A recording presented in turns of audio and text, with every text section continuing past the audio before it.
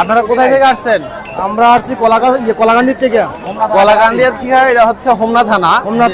তো তারা আসছে ধনিরামপুর বাজার, মুরাদনগর থানা সদর ইউনিয়নে। তারা অনেক দূর থেকে আসছে, কিন্তু তাদের প্রত্যাশা অনুযায়ী দাম না পাওয়ার কারণে তারা গরুটা ছাড়তে পারতেছে না।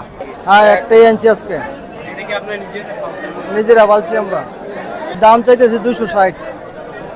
2,60,000। কালার তো ইনশাআল্লাহ পারবে। হ্যাঁ, কোনো দালালের কোনো সমস্যা আছে কিনা এই বাজারে? না, দালালের সমস্যা নেই। ভাই গরু কত চাইতেছেন ভাই? গরু চাইতাছি তো এটা 2,80,000।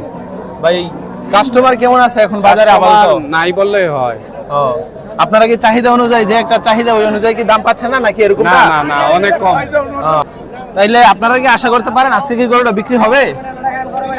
আমি এত শিওর না, তবে চেষ্টা করতেছি বিক্রি করার জন্য।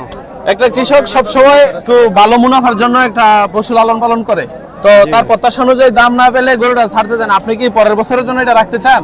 না, অবশ্যই না, কারণ এটা পুরো উপযুক্ত গরু তো এখনো এটা বিক্রি করা। কারণ এখানে কি এই বাজারে কি কোনো দালালের কোনো সমস্যা আছে? না, দালালের এমন কোনো নাই।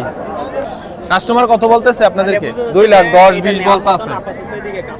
না, এখানে নাই বলা যায়। বড় গরুর কাস্টমার এই বাজারে খুবই কম। বিক্রি বলতে হতে পারে আমি এখন ঢাকা নিয়ে যাবো, গাড়ি দেখতেছি আর কি, কেন হওয়ার মনে আশঙ্কা দেখি না।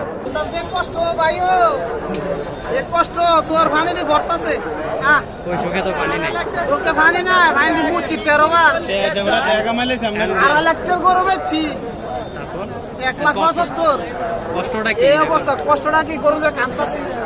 কাস্টমার নাই। আজকে তো বাজার ভালোই বিক্রি হচ্ছে। আগে কি ছিল না? আগে কি ভালো ছিল? আগে ভালো ছিল, তখন আসেন নাই গরু নিয়ে। হালকা বাগা বিক্রি করছি তো 12টা। ওখানে সাইকেল দিয়ে বসেছি। একটা আছে কই? একটা ওয়ান আছে। যাক ওয়েট করেন, দেখেন ভিডিও।